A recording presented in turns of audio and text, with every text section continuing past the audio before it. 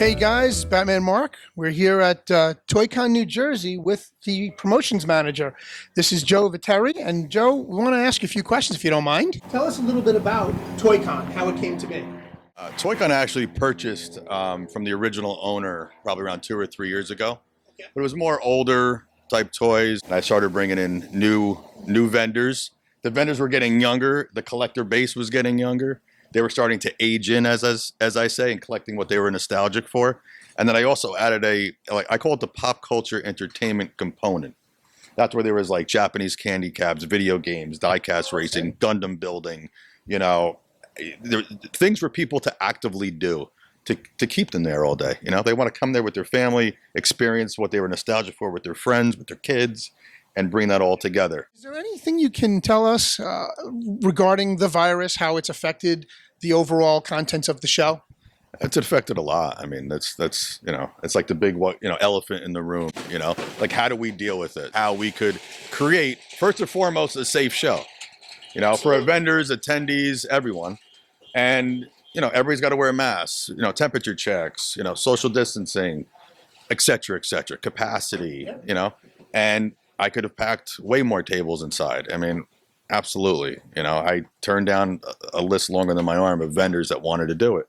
But we had to maintain, the 10-foot aisles, the space between vendors, and always be, cognizant of the number one priority is safety first.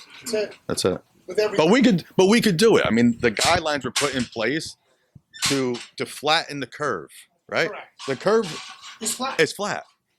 So I think we have to live our lives, but do so intelligently, with caring about one another and the other person and wearing that mask, and hand sanitizing and 100%. et cetera. It's just being mindful and a good person. How's that? That's it. Just being a good, you know what, he said it right there, being a good person. Now, because of the virus, let's call it that. Let's not even give it a name at the moment. There you go. The virus. I was able to, unfortunately, have to scale down a little bit, spread out the show more, and anything that promoted actual social gathering, I had to kind of put on hold, so to speak. Sure. So really create, like, this show was really to be a marketplace and to do reveals for NECA with the Ninja Turtles, for the Four Horsemen, with their Mythic Legions, right. To be more toy-centric, industry-focused, and bring out the fans. I think the dawn, again, of the smaller show, and this is the bigger show I did. I mean, it used to be 30,000 square feet. Now we're down around 21,000, 22,000 square feet. Still a nice size show, 160 plus tables, great vendors, great people, but I do shows that are much smaller. But I think the dawn of the smaller show is going to come back in favor. It's going to come back in favor big, because we don't know when the big Comic-Cons are coming again. We don't. Gil's been telling us about this show forever. He's been screaming about this show. So he probably went to the original show prior to, and one of his comments was that back in the day, it was a very vintage styled show, whereas today you get a very big smattering of vintage and modern. And that even the new modern stuff is also gone retro. So stuff that NECA puts out or Super 7, you're seeing the packaging looks very reminiscent of what we used to collect back in the 70s and 80s. So what can you tell us about that? I think toy companies are smart. They're trying to appeal with the old-time collectors. Like, I know I'm 48. I grew up with Star Wars and G.I. Joe, the golden age of action figures, the 80s, which the newer generation doesn't really get or understand.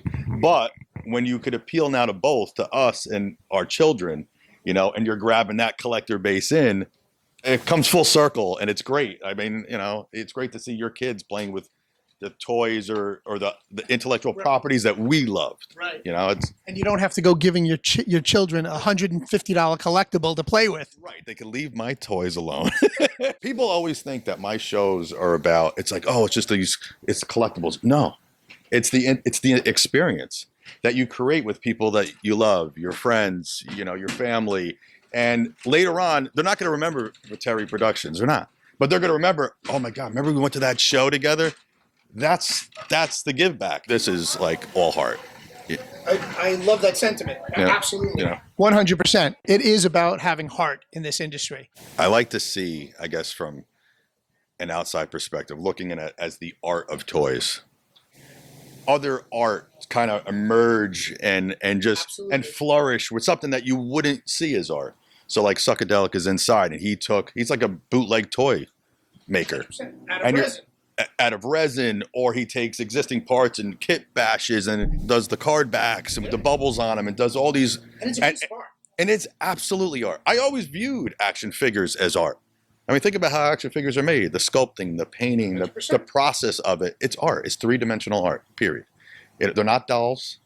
They're action figures. That's it. They're action figures. That's it. Thank you so much for allowing us to come out here today.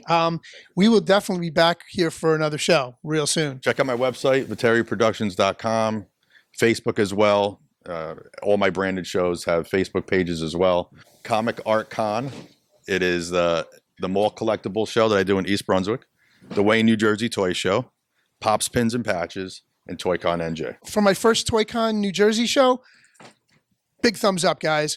Batman Mark is out for the Gilness at Nerds in the Bar from ToyCon New Jersey.